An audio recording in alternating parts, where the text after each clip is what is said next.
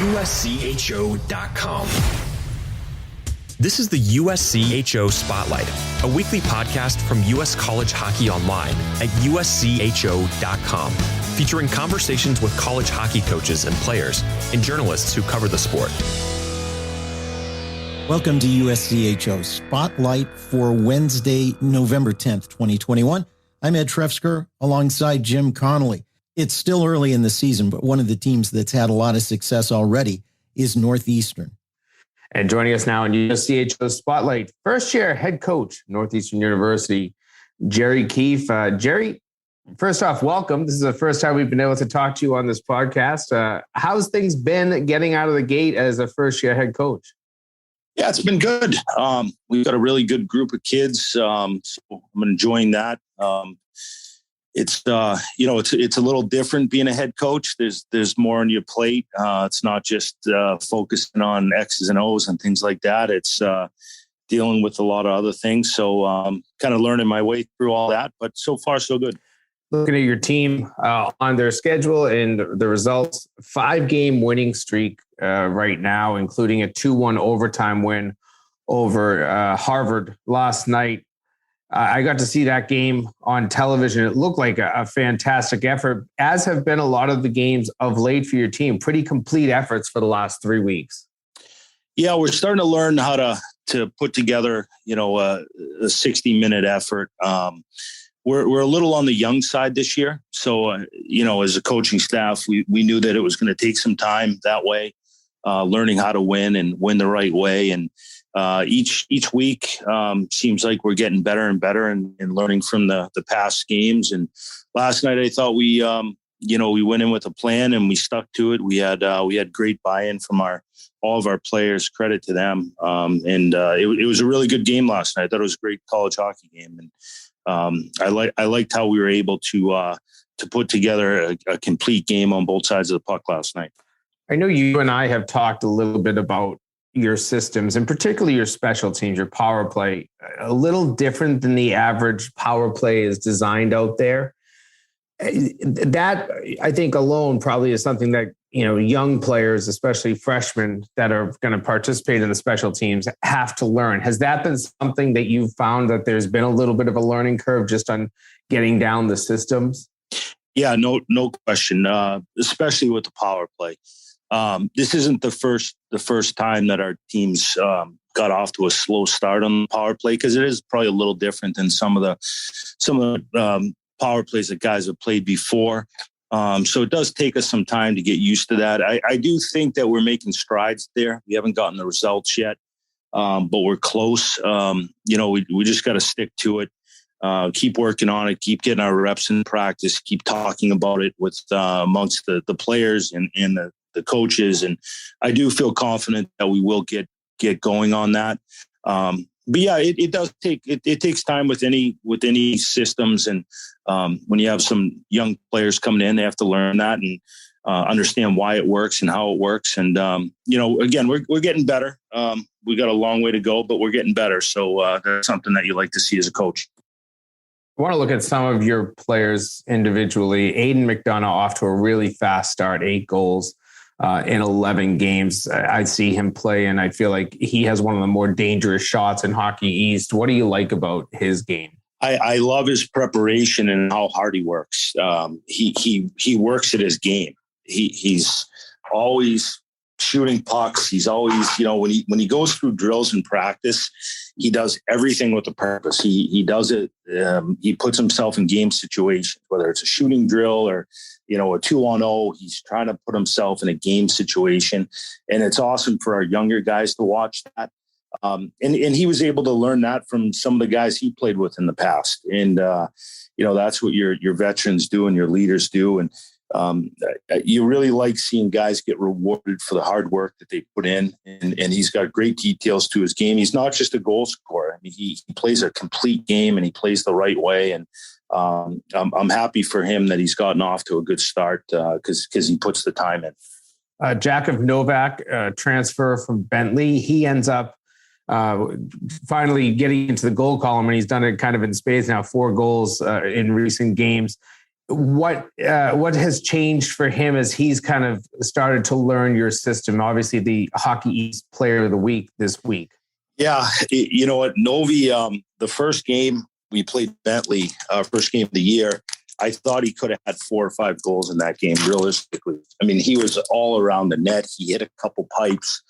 And you're thinking to yourself, man, he's just a matter of time before this goes in. And then he goes, 8 games without a goal. And you could tell he was pressing. He was getting some opportunities. And I think when you're a goal scorer and you go in a drought, you start overthinking things. And there's no question that he was. And he was playing good hockey. He was playing the right way, and he was getting chances. And it was kind of just a matter of time for him, I felt like. And when the first one went in, it was huge relief for him, I think. And you could see how excited our guys were for him, because they know he's a huge piece to our team. And I just think as a goal scorer, sometimes when you get that first one, all of a sudden you feel back to normal again. And that's what happened for him. So good for him, because we're going to need him to score. He's a big piece for us.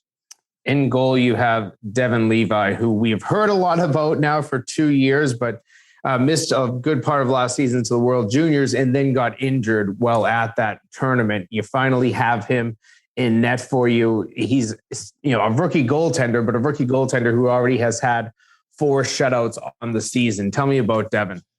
Well, again, Devin, biggest thing with him is his preparation is off the charts. He's one of the most focused players I've been around. So when his preparation throughout the week, he just goes into a game and he feels he just goes out there and does his thing because of the hard work he puts in. Our guys love playing in front of him. They've got a ton of confidence in him. He's there when you need him, when you have a breakdown. And he's an exceptional goaltender. There's no question. He's athletic. He's smart. He reads the play really well.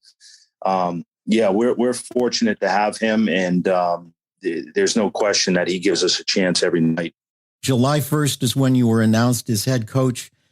Probably a little bit of a short preparation, although I don't know how much time you had to know about it in advance. You mentioned a little bit about transitioning from an assistant to head coach. What are some of the things that have been most different for you, and has anything surprised you along the way? No, not so much surprised me. I guess there's just, the scheduling piece, the daily scheduling is probably the biggest adjustment. You have to think about everybody involved, whether it's your trainers and equipment managers and obviously your players. Like if you're going to have a meeting, you've got to let everybody know. Last year with Coach Madigan, he was really, really good at that, managing the staff. And, you knew when your meeting was, and I didn't have to worry about anybody else. I just knew when our meeting was. And that's something that I had to learn right off the bat, was just that being organized constantly and looking at the daily schedule, making sure everybody's prepared, everyone is on the same page with your staff and your players. So that was probably the biggest adjustment. And I guess I'm a big preparation guy. That's kind of how I tick. So I might have a little OCD that way, but it's been good. And again, it all goes back to the players. When you have a great group of kids that want to be here for the right reasons, it makes your job a lot easier. More with Northeastern head coach Jerry Keefe in a moment. This is the USCHO Spotlight, a weekly podcast from US College Hockey Online.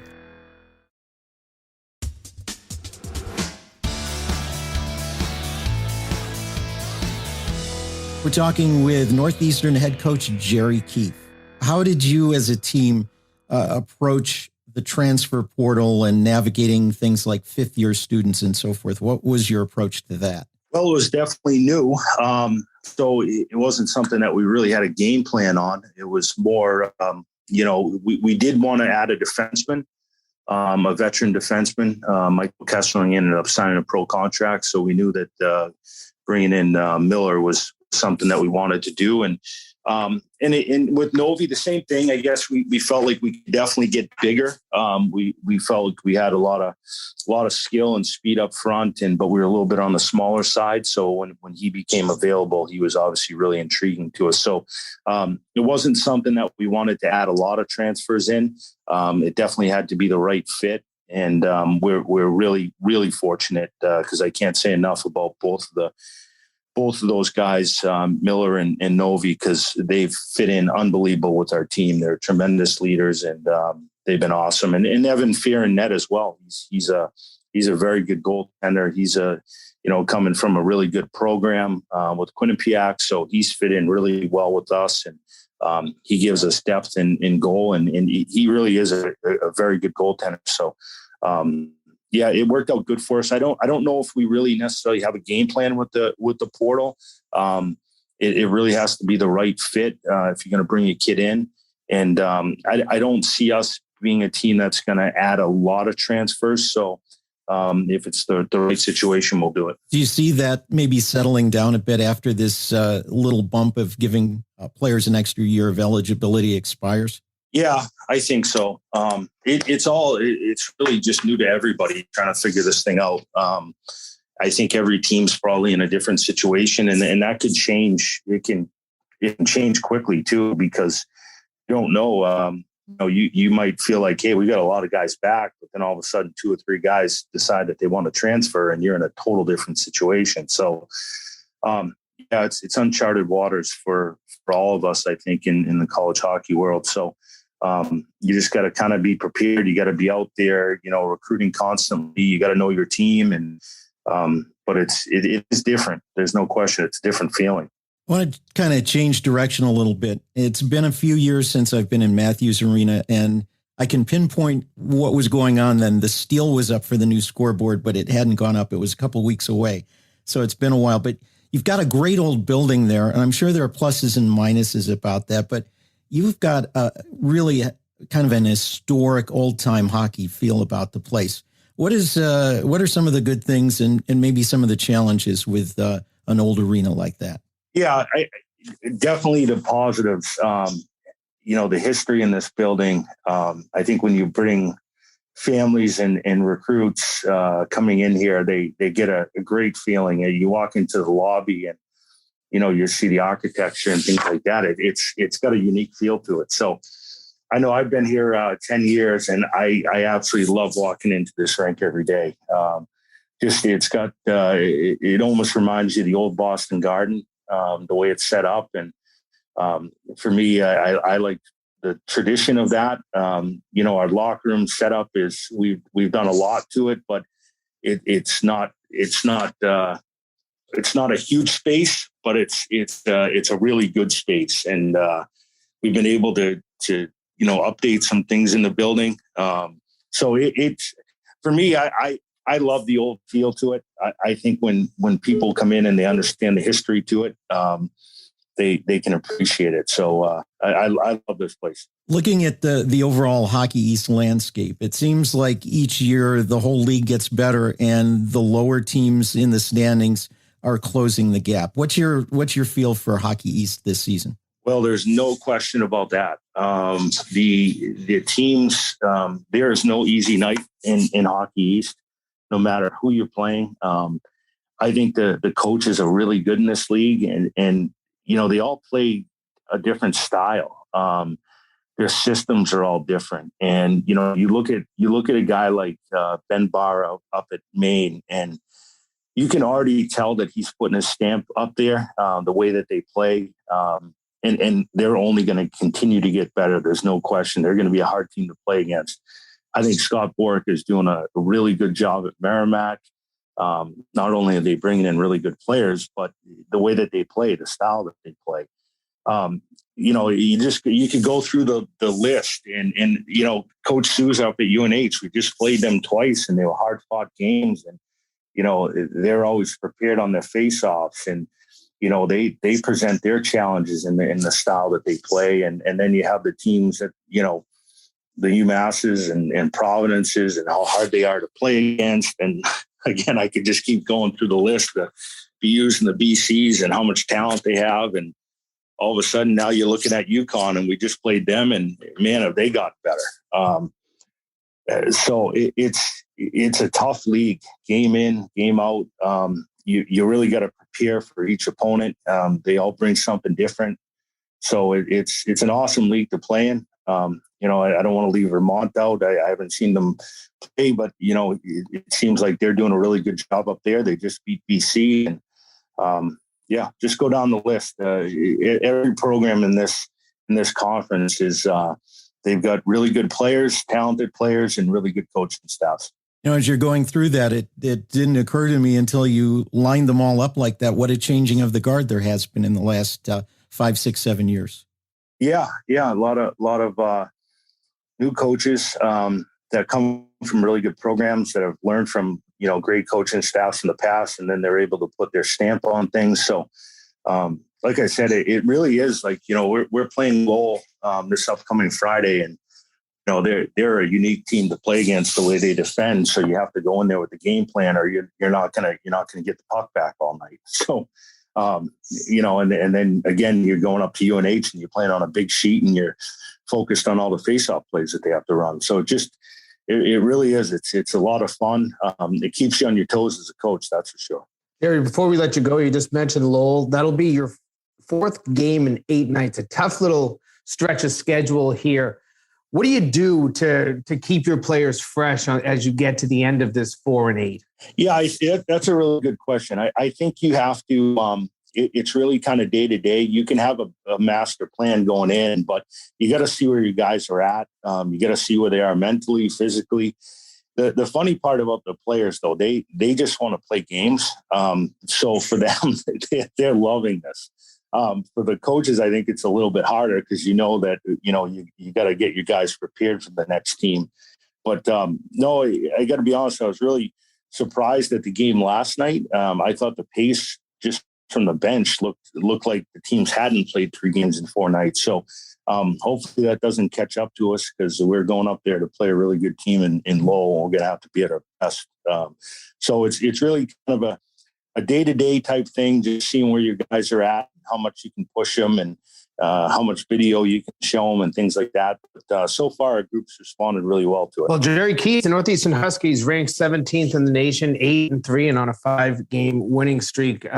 We appreciate you taking the time. It's great to talk to you, and keep up the good work. We'll hopefully get to catch up with you later in the season. Yeah, I really appreciate you guys having me on, and same to you. Keep up the great work. Appreciate it. That's Northeastern head coach Jerry Keefe.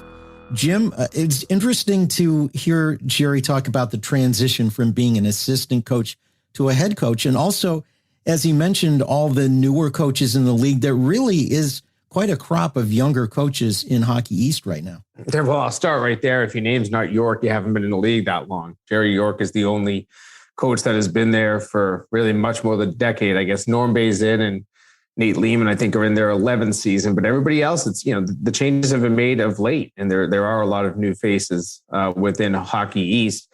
As for Jerry, bouncing over from that role as an assistant coach to a head coach at the same program is a little bit of a luxury. And he and I have talked about that it's not walking in and starting something new. He's kind of continuing what he was part of building when Jim Madigan was the head coach. And they did some great things and have done, NCAA tournaments, Hockey East championships, 3 straight Beanpot tournament titles, which had been, nearly, God, it was the 70s or the 80s the last time they had won a Beanpot, but they've now won 3 in a row.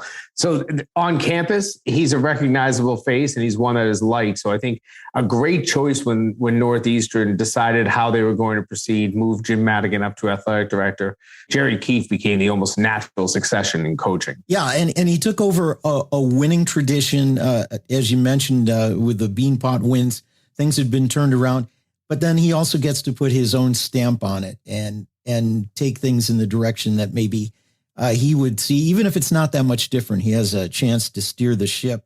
I think it was really interesting also to hear their approach to the transfer portal. And I think their approach has probably been the right one, where you find a couple of things where you have some need, where you maybe lost a player to graduation or transfer or turning pro.